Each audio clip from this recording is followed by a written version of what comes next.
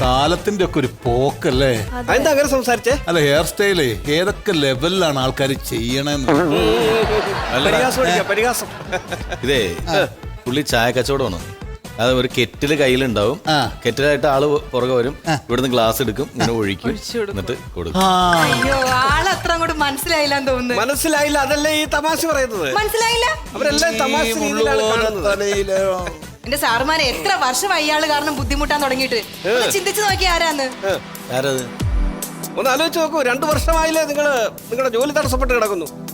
2 വർഷമായില്ലേ സ്റ്റേജിൽ കയറി. 2 വർഷത്തോളമായില്ലേ അഭിനയിച്ചിട്ട്. എന്താണ് കാരണം? എന്താണ് ഈ ഒരു ഷേപ്പ്? കൊറോണ. കൊറോണ. കൊറോണ? ഞാൻ കൊറോണയാണ്.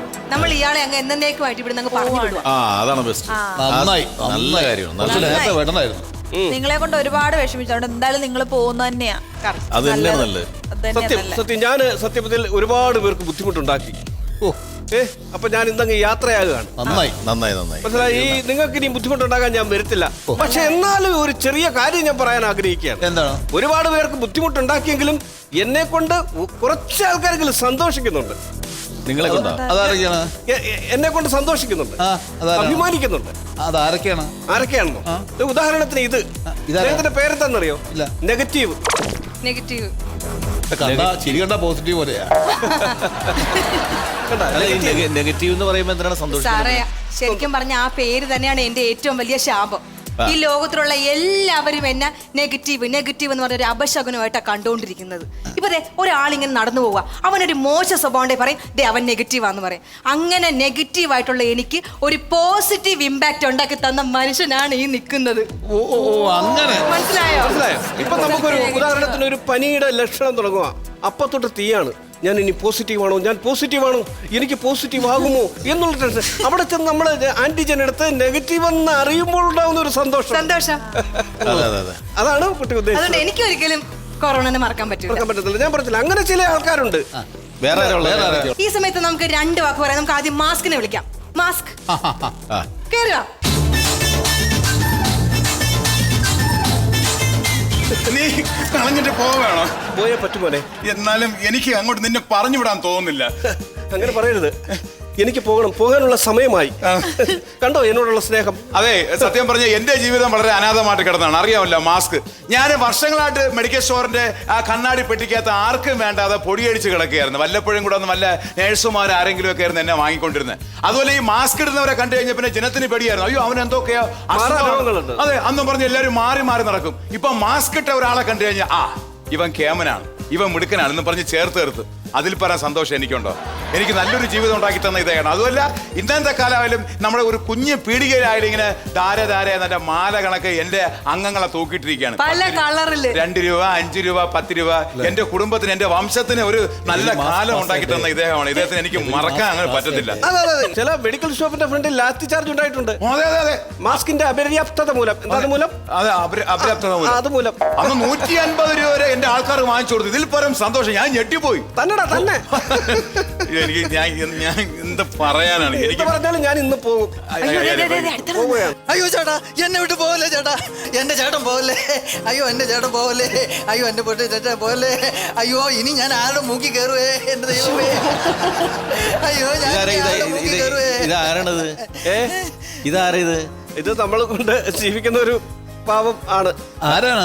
ഞാൻ വന്നതിന് ശേഷം ഒരു ജീവിതം ഉണ്ടായ ആളാണ്. ആരാണ്? നാസോഫാരിംഗൽ സ്വാബ്.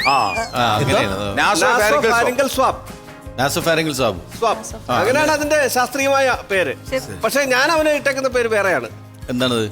മൂക്കിൽ കമ്പ്. മൂക്കിൽ കമ്പ് എന്നാക്കിയിട്ടുണ്ട്. മൂക്കിൽ കമ്പ്. അത് മതി. ഹാപ്പിയായി ചേട്ടാ, ഹാപ്പിയായി. പണ്ട് പോലൊരു പഴഞ്ഞൊല്ലുണ്ടായിരുന്ന, നീ എന്നെ മൂക്കി കെട്ടിക്കളയോടാ. അങ്ങനെ ആദ്യമായിട്ട് ഒരാളെ മൂക്കി കയറാൻ തെളിയിച്ചവനാണ്. ഇപ്പൊ ഒരു 2 വർഷമായിട്ട് മൂക്കിനകത്ത് തുളഞ്ഞ് അല്ലേ? എത്രയോ പേരുടെ മൂക്കിൽ കയറി. ഇപ്പൊ ഇനിയും ഞാൻ മൂക്കി കയറും. അപ്പൊ നിന്നെ നീ ചുരുക്ക പേരിൽ വിളിച്ചാൽ മതി. മൂക്കി കമ്പ് അങ്ങനെ വിളിക്കാം. അത് കുഴപ്പമില്ലല്ലോ. ഇല്ല, അതൊന്നും ഒരു കുഴപ്പമില്ല. അത് കുഴപ്പമില്ല. ആ സാറിനോട് എന്റെ ബോസിനെ അത്യാവശ്യമായിട്ട് സംസാരിക്കണം. ഇദ്ദേഹത്തിനോടോ? അല്ല, ഇവിടെ ഒരു ചടങ്ങ് നടന്നുകൊണ്ടിരിക്കുകയാണ്, അത് കഴിഞ്ഞ് സംസാരിച്ച പോരെ? അല്ല, വളരെ അത്യാവശ്യമാണ്, അതുകൊണ്ടാ പറഞ്ഞത്. അല്ല, കുറച്ച് കഴിയട്ടെ, നിങ്ങൾ പുറത്തു പോയി നിൽക്കൂ. അല്ല, പോട്ടെ പോട്ടെ. ഇവിടെ നല്ലൊരു കാര്യം നടക്കുമ്പോ നമ്മള് വേർപിരിയാൻ പോകണം, അതിനിടയ്ക്ക് വന്ന്. എന്തായാലും നമുക്ക് അടുത്ത ആളെ 2 വാക്ക് സംസാരിക്കാനായിട്ട് നമുക്ക് ഇങ്ങോട്ട് ക്ഷണിക്കാം. സാനിറ്റൈസർ. അപ്പുറത്ത് പോളെ, അപ്പുറത്ത് പോ.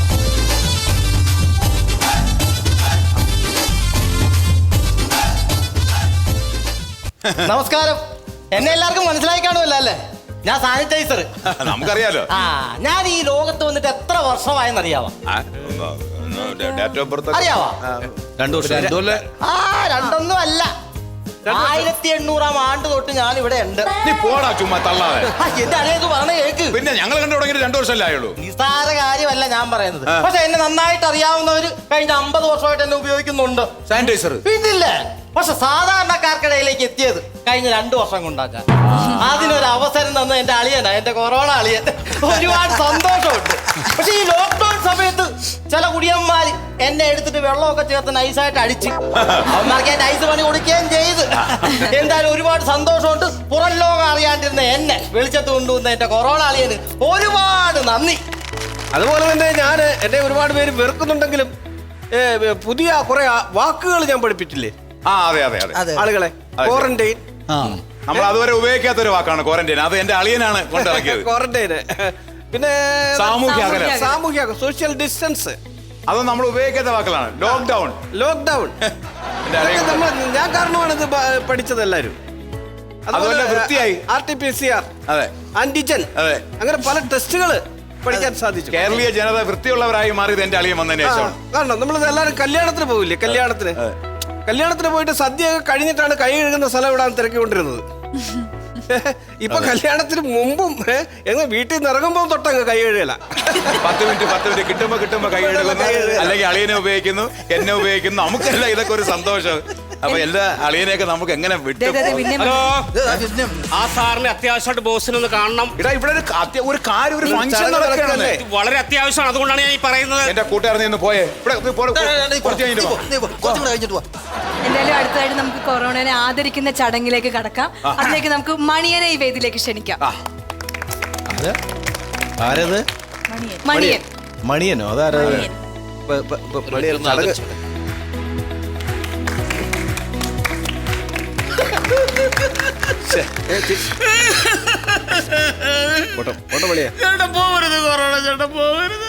കരയരുത്, പോട്ടെ. എനിക്കറിയാം നിന്റെ വിഷമൊക്കെ എനിക്ക് മനസ്സിലാകുന്നുണ്ട്. പക്ഷെ പോയല്ലേ പറ്റും മണിയാ. അതെ, നിങ്ങളൊരു കാര്യം മനസ്സിലാക്കണം. 2 വർഷം മുമ്പ് ഒരു ഗതി പരഗതി ഇല്ലാണ്ട് ഞാൻ ഈ നാട്ടിൽ തേരാപ്പാര നടന്നാണ്. എന്നെ ഒരുത്തരും മൈൻഡ് ചെയ്തില്ല. ഇപ്പൊ ഞാൻ കോടീശ്വരനാണ്. എനിക്ക് എന്നോട് എല്ലാവർക്കും ബഹുമാനമാണ്. അതിന് കാരണം ഈ കൊറോണ ചേട്ടനാണ്. അത് ഈ കൊറോണ ചേട്ടൻ നാട്ടിലേക്ക് ഇറങ്ങിയപ്പോ എനിക്ക് കൊല്ലാനുള്ള ദേഷ്യം ഉണ്ടായിരുന്നു. പക്ഷെ പെട്ടെന്നാണ് ലോക്ക്ഡൌൺ വന്നത്. അപ്പൊ തന്നെ ഈ കടകമ്പോളങ്ങളെ കടഞ്ഞു കിടന്നു, ബിവറേജ് അടച്ചു, അടിക്കണവന്റെ ഒക്കെ കൈവറച്ചു. അപ്പോഴാണ് ഞാൻ പെട്ടെന്ന് വാറ്റുചാരത്തിന്റെ പരിപാടി അങ്ങോട്ട് തുടങ്ങിയത്. 300 രൂപയുടെ ബാറ്ററിയും വലിയ പല്ലീനൊക്കെ പിടിച്ചങ്ങോട്ട് വാറ്റുചാരത്തിന്റെ പരിപാടി തുടങ്ങി. ഞാൻ 3000 രൂപയൊക്കെ കാണും കച്ചവടം ചെയ്ത് ഞാൻ വലിയൊരു കോടീശ്വരനായി. ഒരു കുപ്പിക്ക് 3000 രൂപ. അതെന്റെ കൊറോണ ചേട്ടൻ കാരണം. കൊറോണ ചേട്ടൻ പോകരുത്. ഞാൻ പോകും. എന്നെ കൂടി കൊണ്ടുപോകണം. നിന്നെ മാത്രമല്ല, നിന്റെ കുടുംബക്കാരെ കൂടെ ഞാൻ കൊണ്ടുപോകും. നിന്നെ കൊണ്ടുപോകും. കരയാതെ മണിയാ, കരയാതെ. പിന്നെ വന്ന്. ഹലോ, നിനക്ക് എന്തോ എന്റെ സോക്കേടാ? അല്ല, സാറിന് അത്യാവശ്യമായിട്ട് ബോസിനെ കാണണം, അതുകൊണ്ട് വന്നതാണ്. ആര്? ബോസിന്. എടാ, ബോസ് ഉണ്ടെന്ന് പറഞ്ഞെങ്കിൽ ബോസിനെ ഇങ്ങോട്ട് വിളി. ചുമ്മാ നീ വന്ന് പറഞ്ഞു പിടിക്കാതെ. ബോസേ, കേറി വാ.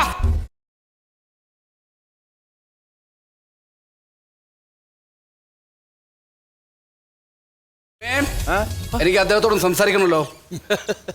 ആണോ? മനസ്സിലായോ എന്നെ? നമ്മുടെ കുടുംബത്തിലുള്ളതാണെന്ന് മനസ്സിലായി. പേരങ്ങോട്ട് ഒമിക്രോ. നമ്മുടെ കുടുംബത്തിന്റെ പുതിയ അവകാശി. നീ എവിടെ ആയിരുന്നു ഇത്രയും ദിവസം? ഞാൻ വന്നിട്ട് ഇച്ചിരി ദിവസമായി. എത്ര ദിവസമായി? ഞാൻ വന്നിട്ട് ഇപ്പോ 2-3 മാസമായി. 2-3 മാസമായിട്ട് ഇപ്പോഴാണോ നീ എന്നെ വന്ന് കാണുന്നത്? ഇവിടെ ട്രിവാൻഡ്രത്ത് വന്നപ്പോ അവര് എന്നെ പിടിച്ച് ക്വാറന്റൈൻ ആക്കി കളഞ്ഞു. അതെ അതെ അതെ. പിന്നെ ഞാനിവിടെ വന്ന് പറഞ്ഞു നീ യാത്ര പോകാൻ പോണെന്നോ ഇവര് യാത്ര അയക്കാൻ പോണെന്നൊക്കെ. എന്താ അത്? അല്ല നീ ഇനി ഇവിടെ നിൽക്കാനുള്ള യാതൊരു നിർവാഹവും ഇല്ല. അപ്പൊ പിന്നെ നമുക്ക് ഇവിടുന്ന് സ്കൂട്ടി ചെയ്യാന്ന് ഞാനങ്ങ് വിചാരിച്ചു. വേണ്ട, എന്ത്? ഞാൻ ശക്തമായി എന്റെ ബിസിനസ് വിപുലപ്പെടുത്താൻ തീരുമാനിച്ചിരിക്കുകയാണ്. നീ എന്റെ കൂടെ നിന്നാ മതി. ഏത് ഒമിക്രോൺ ബിസിനസ്സാ? യാ, ഞങ്ങളുടെ 3-ാം തരംഗം ശക്തമായി ആചരിക്കും. കൂടെ നിൽക്കേ. ഞാൻ കൂടെ ഉണ്ട്. ഒന്ന് മാറിക്കണേ, ഒരു കാര്യം പറയാം. നീ ഇവിടുന്ന് പോകുന്നില്ലേ പറഞ്ഞു, അതുകൊണ്ട് നമ്മൾ യാത്രയപ്പൊക്കെ തന്ന അപ്പൊ സന്തോഷത്തിലൊക്കെ പോളിയാ. അതെന്താണെന്നറിയോ, ഞാൻ ഇവിടുന്ന് പോകാൻ തീരുമാനിച്ചത് എന്താണെന്നറിയോ, എന്റെ പരിപാടികൾ ഇപ്പൊ അങ്ങോട്ട് ഏക്കുന്നില്ല. അതെ, അതാണ് ഞാൻ പറഞ്ഞത്, പോവാൻ പോ. എന്റെ കുടുംബത്തിൽപ്പെട്ട പുതിയൊരാൾ വന്നു, അവൻ ഇനി ശക്തമായി വീശി അടിക്കാൻ പോവാണ്. അപ്പൊ അവന് സപ്പോർട്ട് കൊടുക്കേണ്ടത് എന്റെ ചുമതലയാണ്. നമ്മളെ സുഹൃത്തുക്കളായിരുന്നു, നമുക്ക് നിനക്ക് ഇഷ്ടം അത് പറ്റൂല ചേട്ടാ. അല്ലല്ല, ഞാൻ പോവില്ല. നീ പോവില്ല? പോവില്ല. ഉറപ്പിച്ചു. അപ്പൊ അതിനുള്ള വഴി നമുക്ക് കൊടുക്കാം. തുടങ്ങാൻ കൊണ്ട്